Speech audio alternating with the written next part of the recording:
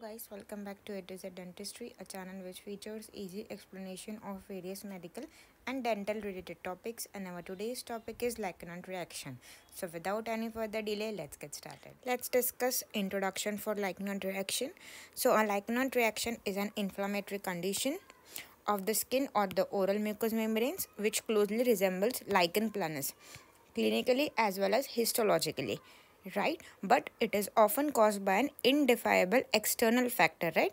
So lichen planus is a type of immune modulatory response, whereas lichenoid reaction is caused by an identifiable external factor, right?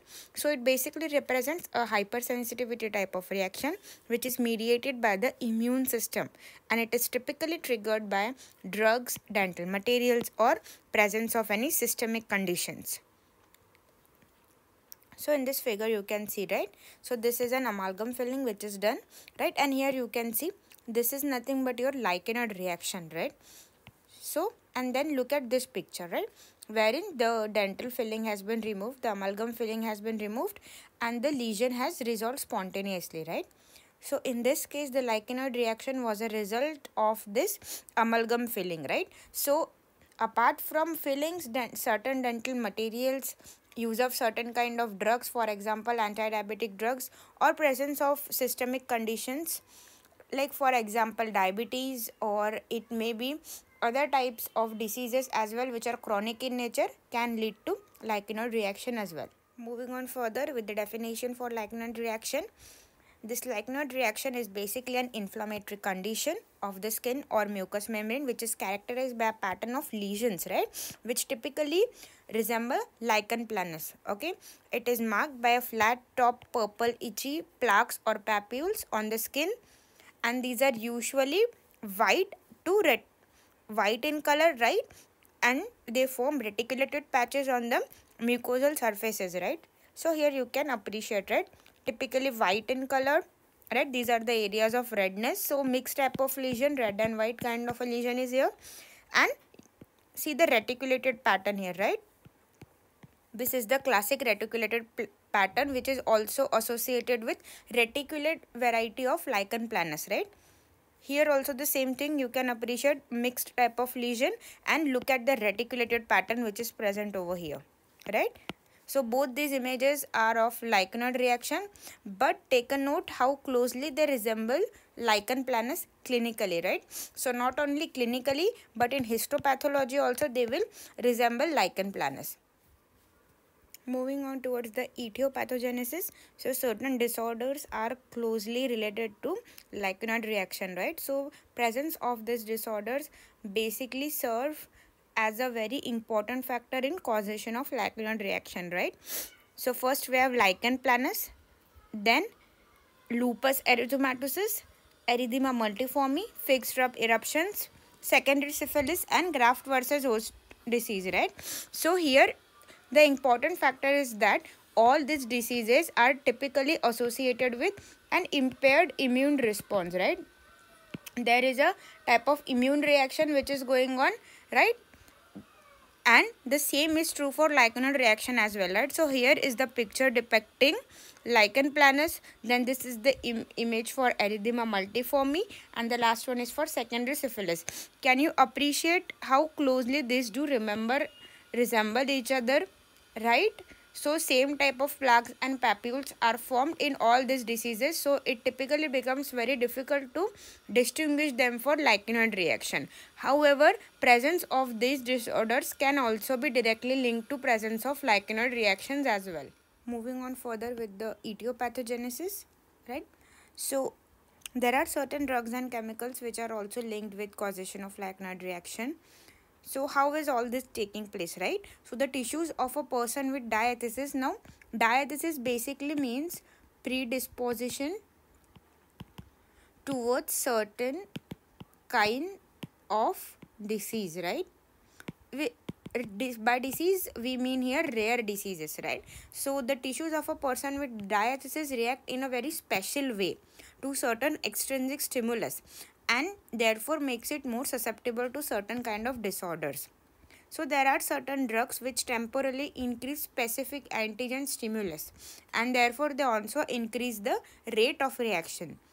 If at all that drug is withdrawn at a later time, the antigenic stimulus is reduced, and this is followed by reduction in the clinical severity of the disease, right?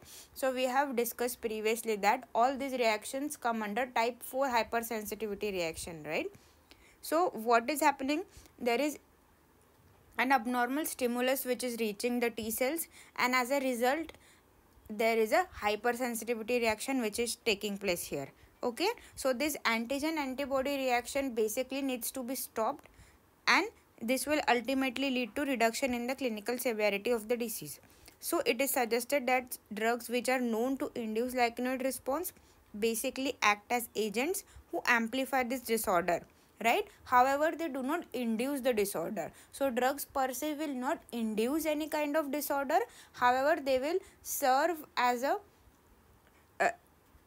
trigger so that lichenoid reaction can be induced, right?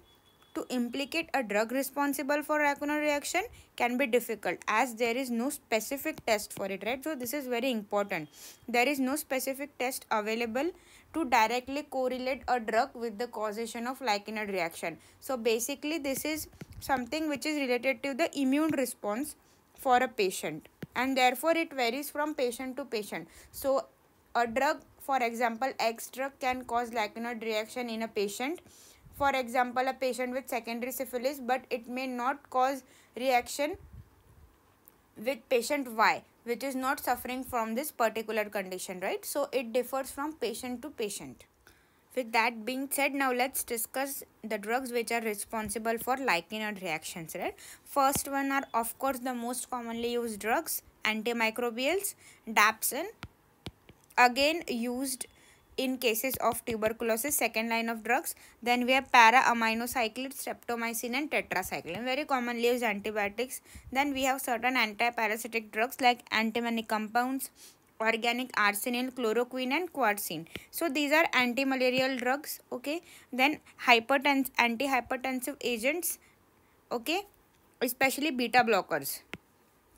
Then also diuretics.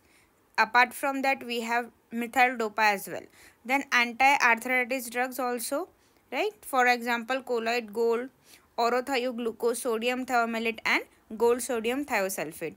Oral hypoglycemic agents of sulfonylurea types. So these sulfonylurea types are most commonly used anti-diabetic drugs, right? So from there we have chlorpromide and tolbutamide. So these two are also involved in causation of lichenoid reactions. Then certain miscellaneous drugs, for example iodides, penicillamine, quinidine sulfate and copper in dental casting alloy is also a trigger for lichenoid reaction. So previously we have seen a amalgam filling which was linked to lichenoid reaction. Likewise, casting alloys which involve copper are also more likely to cause lichenoid reactions. Let's move on towards the clinical features, right? So first we'll discuss about the location. So it commonly affects the oral mucosa, buccal mucosa, tongue and gingiva. Here you can see this is the involvement of buccal mucosa. It can also involve the tongue as well, right? So it also involves the skin and presents as a rash. So apart from oral lesions, we can also have the cutaneous lesions. So it is basically a mucocutaneous conditions, right? So it is involving both the mucosa as well as the skin. Moving towards the appearance, so for oral lesions, typically they have a reticular pattern or lace-like white striations which resemble lichen planus. Here you can appreciate this lesion, right? So reticular variety of lichen planus it is resembling. Here also same thing. When compared to erosive or ulcerative variety, these kind of varieties present with painful red areas, and often there is presence of surface desquamation, right? So the surface epithelial cells may completely desquamate, resulting in pain to the patient. Such varieties are known as erosive variety or the ulcerative variety. Then there are certain plaque-like lesions, right? Now it will appear here as a homogeneous white patch. Here you can see, right, this area, this is more or less like a homogeneous white patch. Then skin lesions typically appear as flat top, right, with violaceous papules and they have a shiny surface to them. This same thing can also be appreciated in lichen planus as well, right? So clinically these two diseases are indistinguishable. You cannot differentiate them clinically. Our next point is asymmetry. Unlike lichen planus, lichenoid reactions are often asymmetric in their distribution and are well localized, especially in the oral cavity, right? So here you can compare. This is our lichen planus and this is your lichenoid reaction, right? You can see a typical symmetrical distribution over the tongue surface, and here you can see the lesion is limited to the lateral borders only, right? Here also you can see a small patch, but there is asymmetry in the distribution, right? It is not appearing bilaterally. Here you can see same thing, right? So here a lesion was present over the lateral border of the tongue, and here it is distributed along the buccal mucosa, right? So there is no symmetry. Then what are the symptoms? Typically associated with burning, pain, discomfort, especially on consumption of spicy foods or acidic foods, right? So same thing in case of lichen planus as well. However, some patients may be completely asymptomatic. So depending upon the lesion, if at all it is of erosive or ulcerative type, then definitely the pain and discomfort will be enhanced. Moving on further, let's discuss the onset and duration. So it typically has a gradual onset, often weeks to months after exposure to a causative agent, right? Why? Because it is a type 4 type of hypersensitivity reaction, which is a delayed type of response, right? Delayed type of hypersensitivity reaction. Therefore, it requires a more amount of time, right? So gradual onset, weeks to months after exposure to the agent, right? It may persist as long as the trigger is present. For example, use of a certain drug, right? So until and unless there is discontinuation in the usage of the drug, the disease cannot be controlled. Lichenoid reaction cannot be controlled. Then there are certain triggers which we have already discussed, right? So for drug induced lichenoid reactions, NSAIDs, beta blockers, antimalarials. Certain dental materials are also implicated. For example, amalgam restoration, gold restoration, or even composite restorations. Then certain allergens which are used in oral products. They may be flavoring agents or preservatives as well. So then how do we differentiate lichenoid reaction from lichen planus? There are 2 points. First is lichenoid reaction is triggered by external factors, right? We have already discussed certain drugs, flavoring agents, or presence of any pre-existing disease can be directly implicated in causation of lichenoid reaction, and removal of that particular drug will resolve the reaction as well. However, this is not true in case of lichen planus. Then the lesions are more localized and are asymmetric in their distribution. For lichen planus, the distribution is typically symmetrical. However, in lichenoid reactions, the lesions are asymmetrical in distribution and are more localized. Like one lesion may be found on lateral border of the tongue and other will appear on the buccal mucosa, right? So asymmetrical distribution. Then what are the complications, right? So chronic lesions can predispose to secondary infections or ulcerations, right? As it is a immune type of disorder, so secondary infections or superimposed infections are very common. Rarely, they may increase the risk of malignant transformation, particularly in long-standing cases. Obviously, right, if the disease is not treated in time, then malignant transformation is likely. Moving on towards the diagnosis. So the diagnosis of lichenoid reaction involves clinical examination, a thorough patient history, and confirmatory tests as well, right? So it is very essential to distinguish it from lichen planus and other mucocutaneous conditions as well. So in clinical examination, there are certain characteristics of lichenoid reaction which needs to be taken into account, right? So the first one would be the reticular pattern or the white lace-like patterns.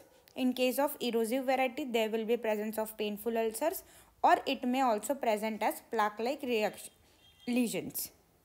Then asymmetry in distribution and localized distribution. So these two are the most common clues, right? So if they are present, you can definitely directly distinguish it from lichen planus. Then on the basis of site of lesions, oral mucosa, right? Buccal mucosa is typically involved. Also lesions will be present on tongue. Gingiva is involved in very few cases, right? But you can find these lesions on the gingiva as well. Then skin lesions will be typically seen in drug induced cases, right? So changes in the oral mucosa can be directly related when you see a amalgam filling or a composite filling and the reaction just besides that. So directly you can say that this is occurring because of presence of this filling, and therefore it is a lichenoid type of reaction. But if the skin is also involved, then this is typically a case of drug induced lichenoid reaction. So next we have to take a detailed medical history and dental history as well, right? So you need to identify the trigger. So any recent use of medications, particularly NSAIDs, beta blockers and antimalarials, serve as an important clue. Then exposure to a dental material, particularly fillings of amalgam composite and gold restorations as well. Then allergy to certain specific agents such as flavoring agents or preservatives in toothpaste or mouthwash. Then you need to correlate the onset of the lesions and introduction of potential triggers to identify lichenoid reactions. Biopsy and histopathology are also important tools for diagnosis, right? So biopsy is necessary in order to confirm the diagnosis and also to differentiate it from lichen planus and other conditions. Let's discuss few important points in histopathology for lichenoid reaction, right? So there are certain histological features which are similar to lichen planus and are also seen in lichenoid reactions as well. Okay, so in histological features there will be hyperkeratosis and degeneration of the basal layer. Here see, we can see there is hyperkeratosis and there is complete degeneration of the basal layer of cells, right? They are destroyed. Then band-like infiltration of the lymphocytes at the interface between the epithelium and connective tissue. So here in this picture you can appreciate, right? This is the complete degeneration of basal cell layer. You can see there are no proper cells, no proper basal cells or basal keratinocytes can be appreciated. This is nothing but your civet body, which is very clearly seen over here, right? And this is your lymphocytic infiltration band, right? This is your lymphocytic infiltration and all these are lymphocytes. Then you have the presence of civet bodies, which are nothing but your apoptotic keratinocytes. Now this apoptosis is occurring because there is basal cell degeneration, right? So when the basal cell is completely degenerated, here you can see, right, the degeneration of basal cell layer, there are formation of these apoptotic bodies or apoptotic keratinocytes, which are known as civet bodies. Moving on further towards patch testing, right? So patch test is usually undertaken to identify the potential allergen. Okay, so here you can see these are the strips for the patch test and these are the chambers or wells, right? Into these wells the potential allergen is loaded and placed in tight contact with the skin, right? Here these wells are containing your allergen, and then there are two readings which are taken, right? The first reading is taken after 24 hours and the second one is taken after 72 to 96 hours, right? So first reading to check for any immediate type of reaction which is occurring, right? So in case it is positive, you will see redness plus ulceration plus edema, right? So as the sensitivity to the particular allergen increases, the severity of the reaction is also increasing, right? So if there is just a mild type of hypersensitivity, then only you can appreciate the area of redness, right? Then as the allergen becomes more and more powerful for the patient, you can also appreciate localized form of edema, blister formation and ulcerations as well, right? And there might be a reaction when there is only an area of redness, that which is a weak positive reaction. So this test is particularly useful to identify the contact allergens, especially if the reaction is linked to dental materials or any other allergens. Positive reaction at the site of suspected allergen exposure can confirm the diagnosis, right? So positive reaction will confirm that the patient is allergic to that particular substance, and then accordingly you can ask the patient to withdraw the usage of that particular drug. Moving on further, so you have to also exclude other conditions in order to diagnose a particular patch in the oral cavity as Lichenoid reaction, right? So exclusion of other conditions include oral lichen planus, absolutely, because these two lesions are very identical clinically as well as histopathologically. Then lupus erythematosus, here you can see the typical butterfly rash which is present over here, right? So classic for lupus erythematosus. Then pemphigoid or pemphigus vulgaris, here you can see this is the type of lesion which you can commonly encounter in patients with pemphigoid, and this is your candidiasis, right? So all these lesions are need to be excluded, and if at all you have excluded all these lesions and then you cannot arrive at any diagnosis, then definitely you can suspect Lichenoid reaction, especially so if the patient gives history of any allergy or any product in use which the patient is allergic for, right? Then you also need to look out for response to the removal of the trigger, right? So discontinuation of the suspected drug or replacement of the dental material often leads to the improvement for the patient, right? And these all support the diagnosis of a Lichenoid reaction as well. Now let's discuss the management part or the treatment part for Lichenoid reaction. So the management particularly involves identifying and eliminating the causative agent, right? This is the primary or the mainstream treatment, right? You need to remove the allergen or the causative agent, only then the lesion will improve and the lesion will subside. It will also provide symptomatic relief to the patient as well, right? So identification and elimination of the cause.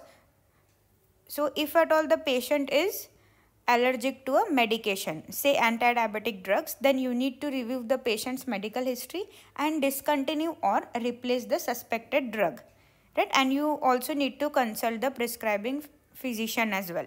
Then dental materials, you need to replace or modify the existing dental material. For example, if amalgam restoration is causing Lichenoid reaction, you can replace it with composite or so, right? So you can also use biocompatible materials to minimize the chance of reoccurrence, right? And if at all there is any history of allergen, such as if at all the patient tells you that he had recently changed the toothpaste or the mouthwash, or there is a very characteristic change in the food habits, then you can suspect that flavoring agent may be responsible for Lichenoid reaction, and then you need to ask for discontinuation of that particular product. Moving on towards the symptomatic treatment for Lichenoid reaction. So first line of treatment is definitely aimed to reduce the inflammation and the pain. So it is best done with the use of topical corticosteroids, right, which contain triamcinolone acetonide or fluocinolone, right? These are very commonly used, available in topical forms for application. You can also use topical immunomodulators, as this is a type 4 type of hypersensitivity reaction, right? Delayed type of hypersensitivity reaction. So topical immunomodulatory drugs are really helpful, right? So tacrolimus can be used as alternative in resistant cases. Then you can also employ systemic corticosteroids if at all the patient is not giving good response to topical corticosteroids, right? So systemic corticosteroids are typically reserved for severe cases and in cases of widespread lesions, right? Then use of analgesics to reduce the pain. If at all the lesion is ulcerated, painful, then you can give analgesics. You need to also advise the patient for certain oral hygiene measures, right?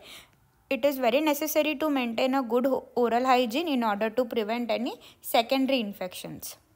Then use of non-irritating toothpaste and mouthwash, especially those products which do not contain sodium lauryl sulfate, are particularly advised to the patient. Then antimicrobial agents, right? So you need to also prescribe antifungal medications if at all there is development of secondary candidiasis, right?